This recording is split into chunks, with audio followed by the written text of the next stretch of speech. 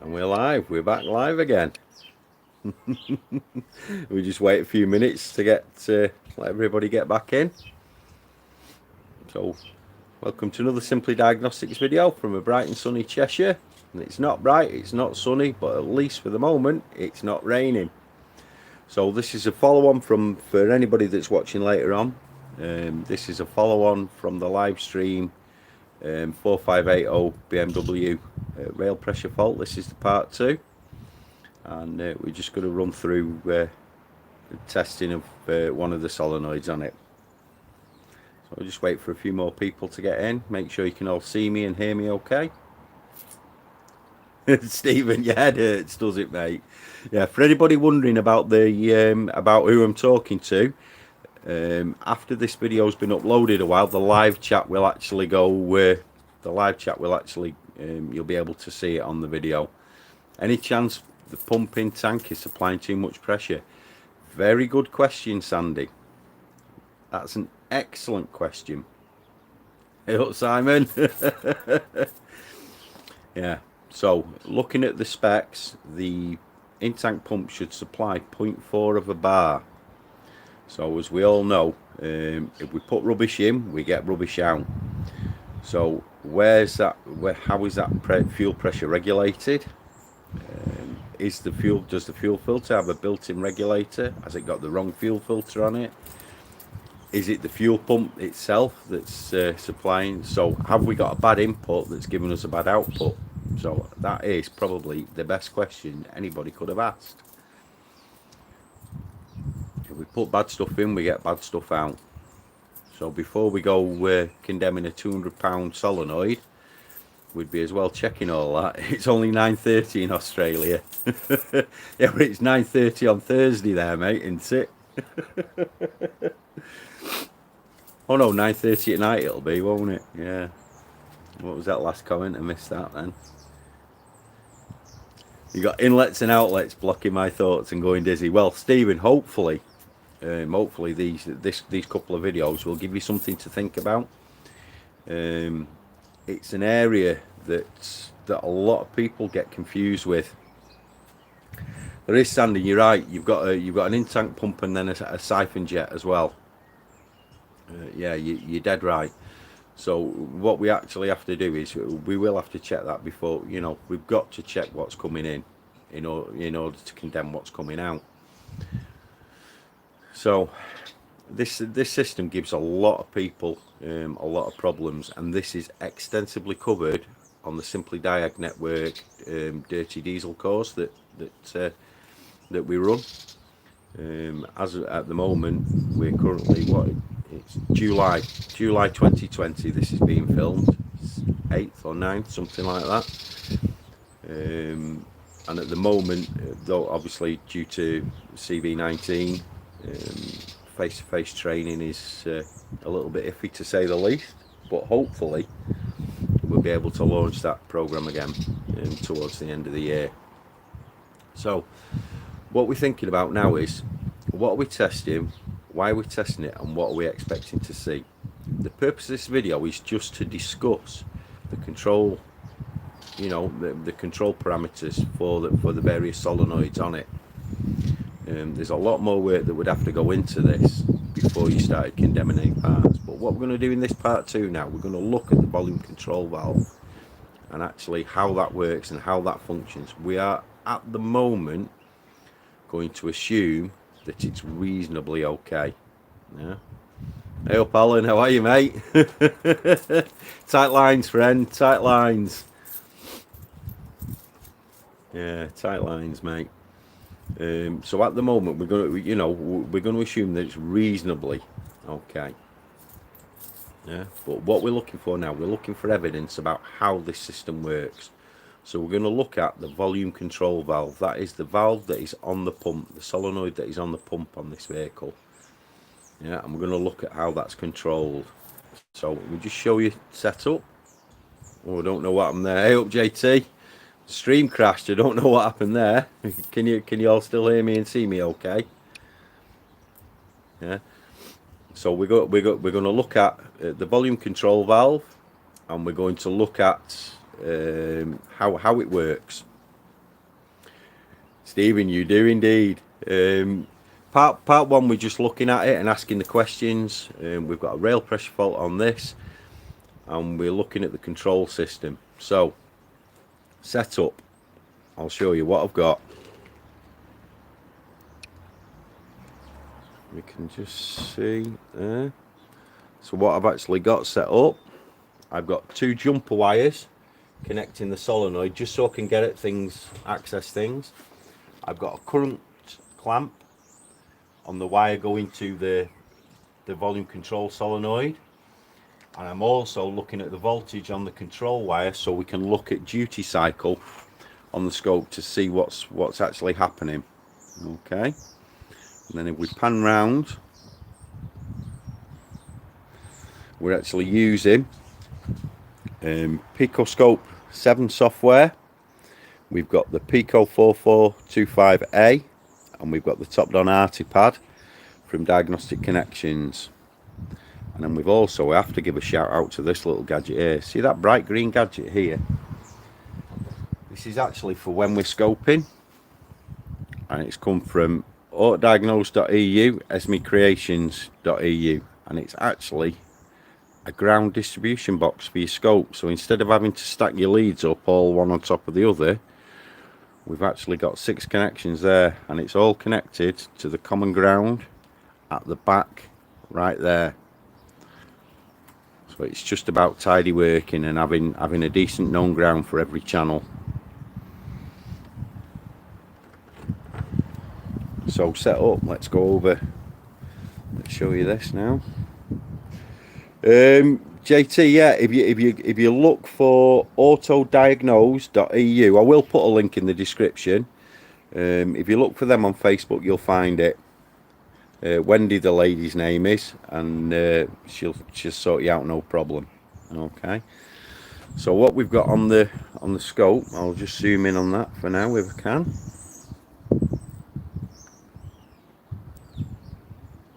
Try and get you a bit less glare if that's possible. Okay, so you can see there on channel A, which is the blue channel. Channel A, which is the blue channel, we've just got a current clamp on that, and channel B is voltage. Okay, and then what we're going to do, we're going to start the engine running, and we're also going to look at rail pressure control. Oh, super sticker from Superbike, thank you very much, mate. Yeah, we're actually going to look at the actual physical numbers on there, and we're going to compare what we're seeing on the scope and what we're actually seeing on the diagnostic tool as well. So I'll start it up.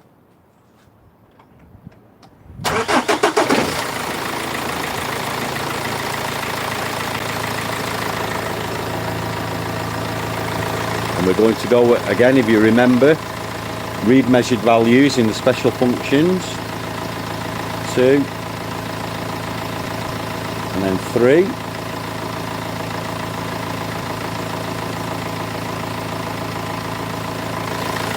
can see there, if I pan you around a little bit and zoom in, you can see there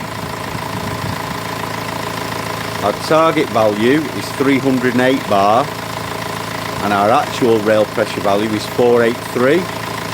Our pressure control valve, which is located on the back of the fuel rail, is running at 22%, and our volume control valve, which is controlling the amount of fuel coming into the high pressure fuel pump, is running at 48%. Okay, so if we just bring you down a little bit,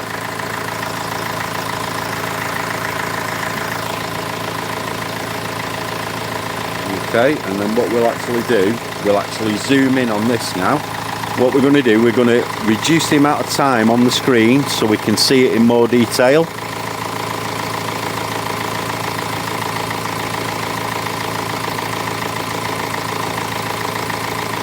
You can see now that's quite that. Hey, hook Teabag, how are you, mate? You see that's actually quite difficult to look at, so we're just going to put a quick trigger on channel B. I'm just going to put a repeat trigger on channel B, and that should steady it all up for us. So we can see in live data it's running at 49%, and we can see we've got 12 volts, and then it's being pulled to ground. When it's pulled to ground, the current is going up. Oh, mechanic, how are you, mate? Right, so we can see there that's running at about 2.5 amps now at the moment, and about 50% duty cycle. So I wonder what's going to happen if we rev it up. Is the current going to go up, or is the current going to go down? So what we just want to do, we want to get some more time on the screen.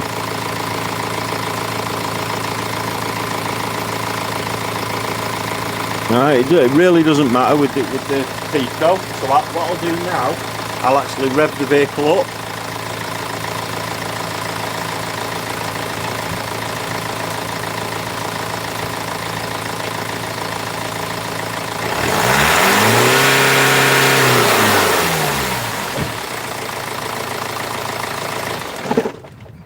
Turn it off. We'll stop the scope from running.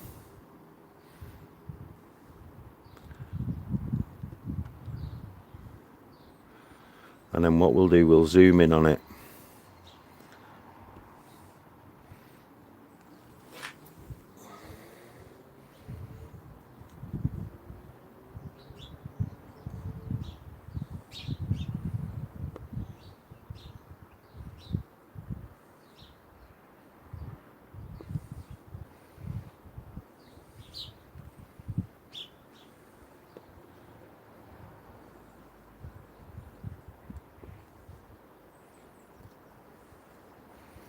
A little bit more.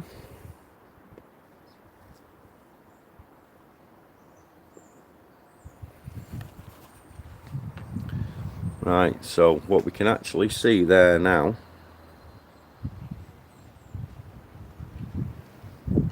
zoom out a little bit.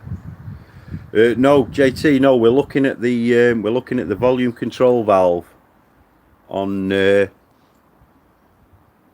pump. Yeah, we're looking at the volume control valve on the pump, mate. So what we can actually see, we were running about 50% here and about 2.5 amps.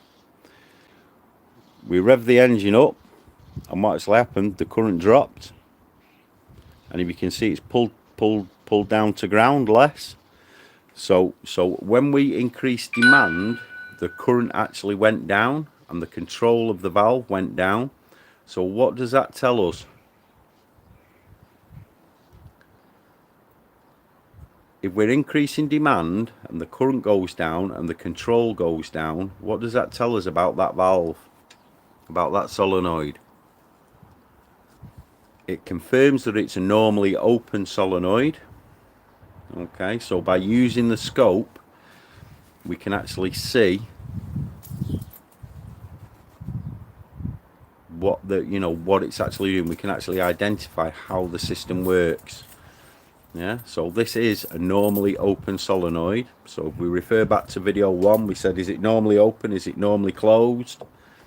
Yeah, to increase the amount of fuel that's coming in, it actually works less.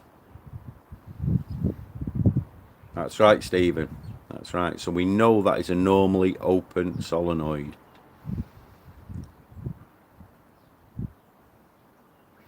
Yeah, we could do Sandy. Yeah, we could do that, but like I say, what we got to remember is, yeah, that's right, Teabag. Yeah, it is. So it's normally open. So if the less current we apply, the more fuel is allowed to flow into the high pressure pump to be pressurized. Yeah, that's exactly right. Yeah, Sandy, if we start restricting the flow that's coming to the pump, we might actually get ourselves down a rabbit hole there, mate.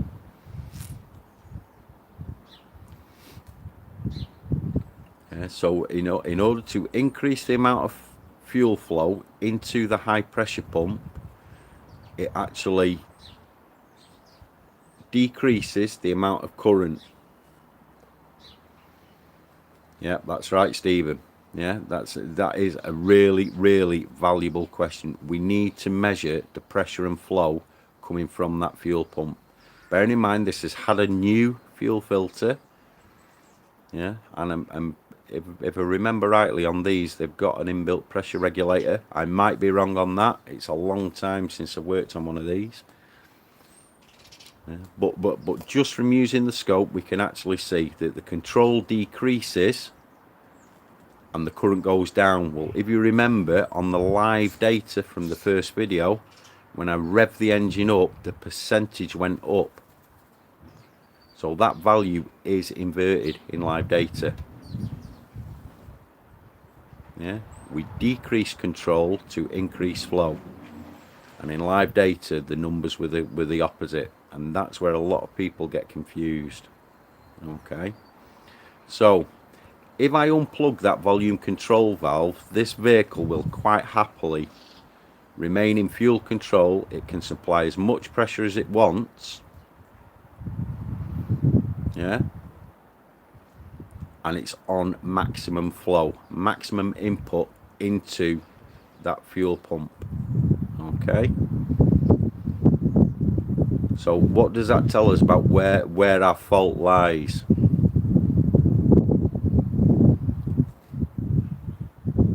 With the solenoid connected, the actual fuel pressure is higher than the desired,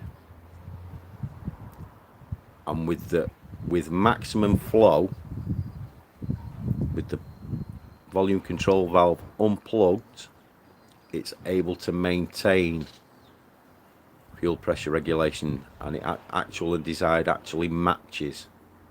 So what does that tell us about where we should be testing next? Now that we know, that's it. Now that we know that it's a normally open valve, yeah, if we disconnect that valve, it's able to maintain rail pressure. No, there's no live data for the low pressure side on this, Stephen.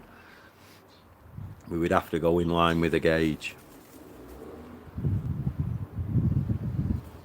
With the volume control valve unplugged, the actual and desired match. With the volume control valve plugged in, the pressure is actually higher than it should be. So what is that telling us? Where do we need to look?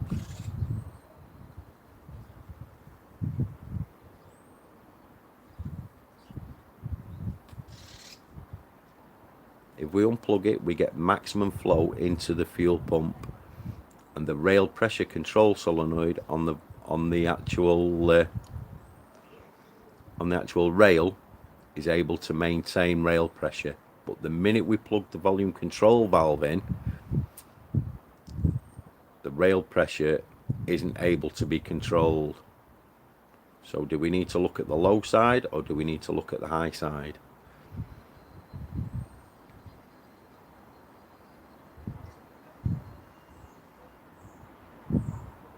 With it unplug, it reverts to maximum flow into the pump,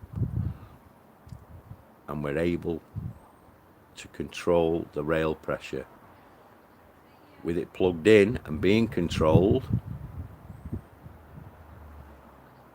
we cannot match actual and desired. Where do we test? Do we test the rail pressure control solenoid, or do we need to do, are we looking more on the volume control? It does, it runs with it unplugged, it runs, and it's able to actual and desired fuel pressures match even under load.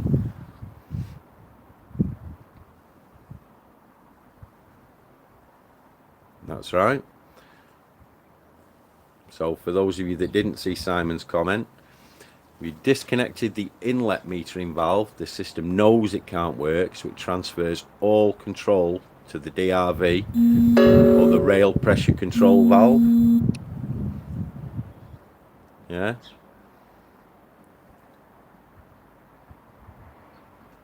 So where do we need to go? Do we need to go to the The one on the rail or the one on the inlet? What would your next step be?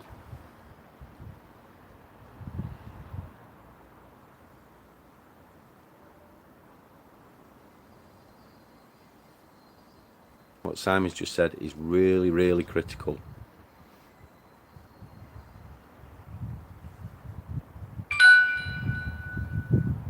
What he's actually said there is that the ECU is setting a default strategy. Yeah, it automatically assumes now that it knows there's a circuit fault with the inlet metering, so it assumes that it's getting full rail pressure, and it transfers all the control to the DRV, so it's no longer trying to regulate the inlet into the high pressure pump, and it's transferring all control over to the DRV and making the DRV work harder on the rail.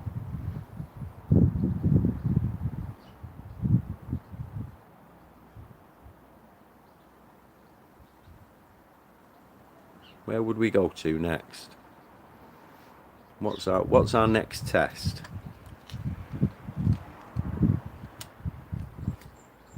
What's our next test?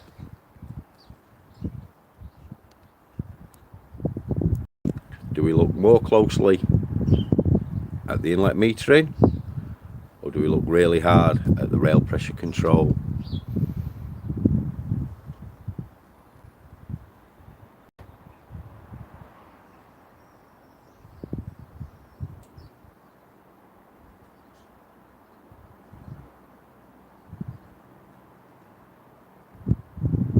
What we need to do is we need to manually take control of that DRV, and let's see how capable it actually is of doing its job.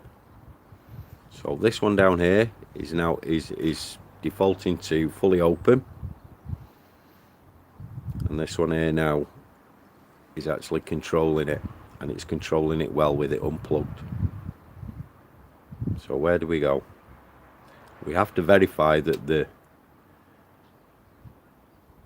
volume control, the pressure control valve on the back of the rail's functional, or do we go straight for this one down here?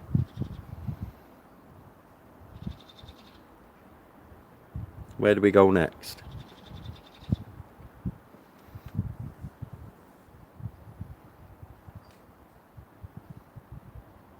The simple answer is, let me get you turn the camera around.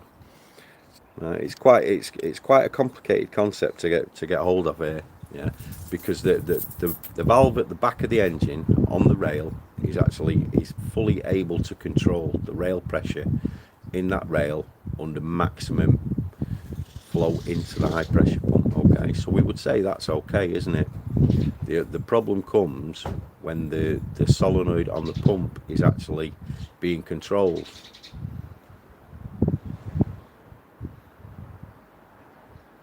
There's a really big clue there, a really big clue. And also the measurements that Sandy took as well, he actually verified that his readings were the same as mine, apart from the fact that my inlet metering control was about 10% more. Yeah, which means that my valve is actually trying to reduce the amount of fuel that's coming into the pump. Are you following me? Give me a thumbs up in live chat if you're following me what I'm saying.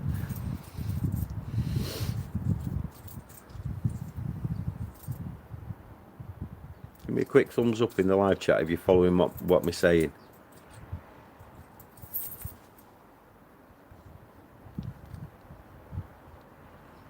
Right, no thumbs up, so you're not following me. Right, okay, that's all right. We can deal with that.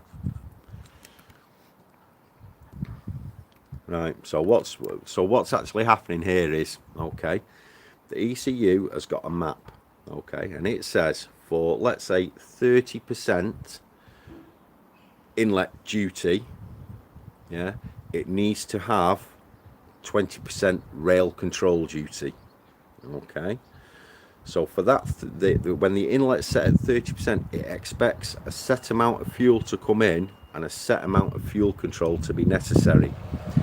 If that inlet control solenoid is actually letting in more fuel than it should be, then our rail pressure control is going to be harder to control, because it says, well, no, we've only got 30% input, inlet, and I'm at 20% outlet, so my rail pressure should be this X amount. Okay, but what's actually happening is, instead of there being 30% intake on the inlet side, there's actually more, there's 10% more. So we've got more fuel coming into the high pressure pump than the ECU thinks there is. Right, so it can't fully control the rail pressure. Right? The minute we unplug the inlet metering solenoid, the ECU sets a default strategy to say we are assuming we're at full pressure, and the rail pressure control solenoid then takes over, and it's perfectly capable of maintaining control and controlling that desired and actual rail pressure. Okay, so our fault is not with the solenoid that's on the back of the rail, because that solenoid is perfectly capable of controlling it. The problem is, when the inlet metering solenoid is connected and it's being given a set amount of duty, there's actually more fuel coming into the high pressure pump than the ECU thinks there is, and that's where the problem is. And that's so what we said about Sandy's values, his are actually 10% lower than mine on the inlet side. So my ECU is trying harder, is making that solenoid work harder to reduce the flow. Yeah, and the clue for that was in the capture there that we took with the Pico. Yeah, because it actually showed that it's a normally open valve. So we've actually got too much fuel coming into the high pressure pump. We've got more fuel coming into the high pressure pump than the ECU is expecting to see, and that's why the rail pressure control is so far out, and that's why it's not able to maintain. It's not got that amount of control, because it's still trying to control it with two valves. The minute I take the inlet valve out of the equation, the ECU knows that, because it's logged a circuit fault. It says, right, okay, we are assuming we've got full flow into the high pressure pump. We're going to divert all control to the rail pressure control solenoid, and it works perfectly. So the answer is, if we pull that solenoid off that high pressure pump, we will find that there's a leaking seal there, a worn seal or something like that. So the fault actually is we've got too much fuel coming into the high pressure. We've got more fuel than the map says should be there, which is why it's struggling. And because it's using the two valves to try and regulate the inlet and the rail pressure, it's struggling to do that.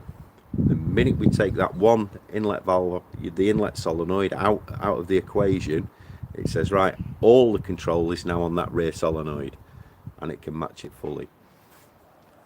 And we're able to look at that and to understand it by knowing that, by confirming with the scope that this is a normally open solenoid. When we increase load, the current drops, the control drops, because it wants to allow more fuel in.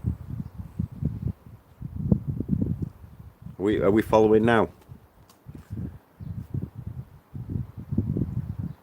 The chat's gone dead. Have I bored you all to death?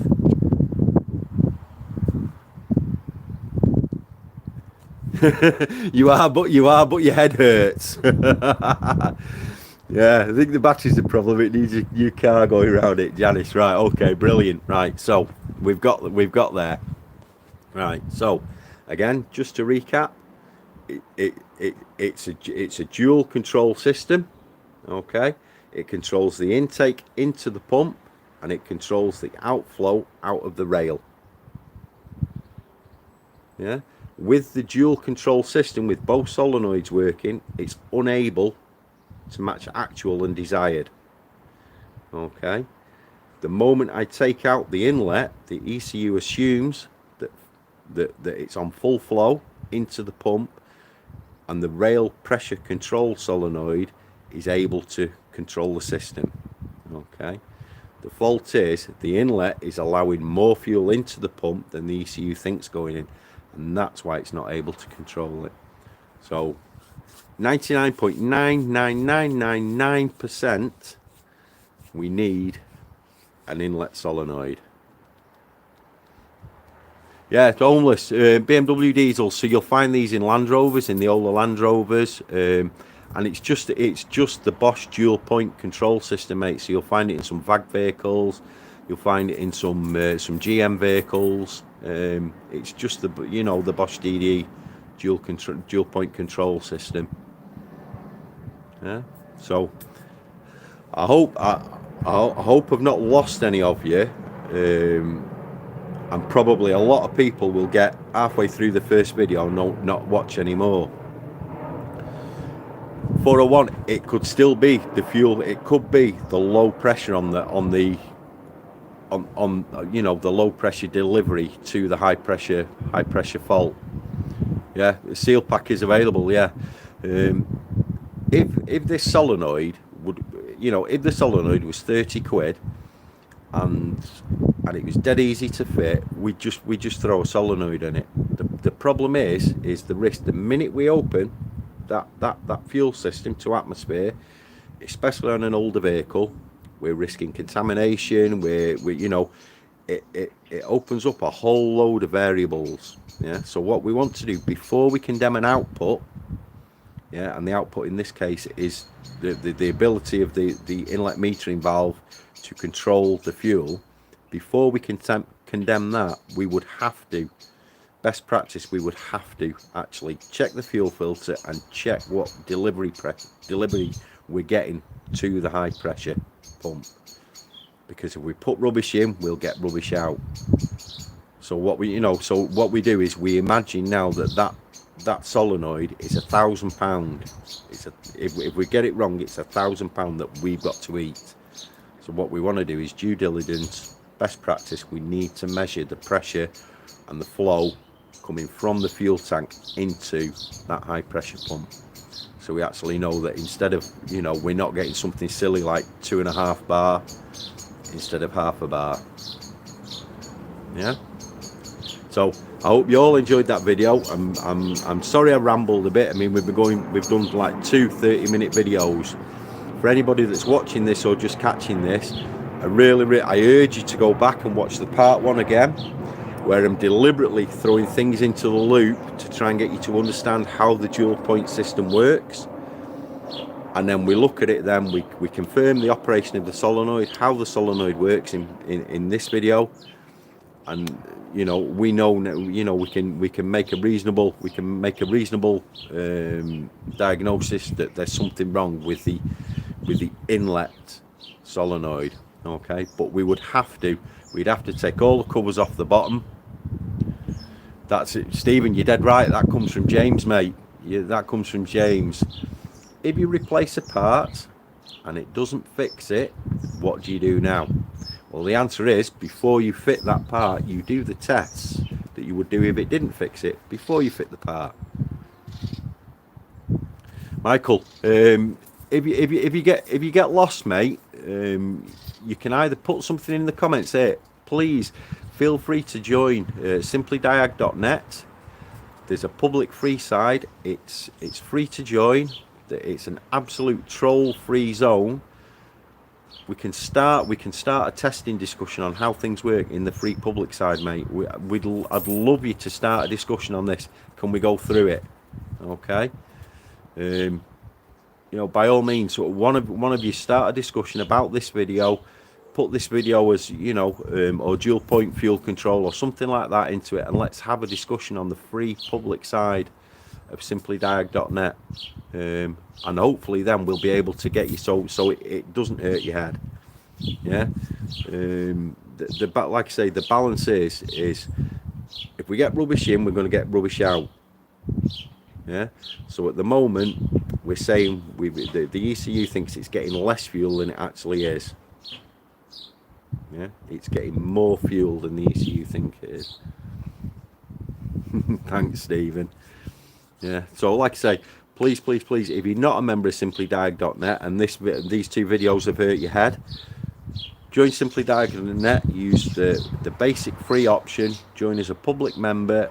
Start a post up there. and we can discuss it for hours and hours and hours. We can really help you get your head around this. You know, my channel and my ethos is it's not about giving silver bullets away. I don't want to give you all the answers. I want to help you to that's right, mate. James Dillon from Tech Topics. He's the guy that I learned from, him and Frank Massey. So yeah, so like I say, you know, my ethos is we don't give silver bullets, but I'll give you all the tools you need to work it out for yourself. Stephen, no, I won't be opening the system up, mate. I'll get them to do that because I don't want to drop diesel all over my driveway. And I've got to go over to CJ's over at Warrington. I've got an SLK waiting for me over there. So I really hope you enjoyed the videos. If you did, don't forget to leave us a oh, you're going to swim in October. Brilliant, mate, brilliant. That's, I tell you what, if it was £10,000 a day, it'd be worth every penny, mate. Killer Killington. Yeah, all I want to do is inspire people to get them asking questions and to get people on the learning journey. You know, we can do it stronger together. So thanks for watching. You're awesome. Don't forget to like, subscribe, thumbs up, and we'll see you all on the next video. Thanks for watching. You're awesome.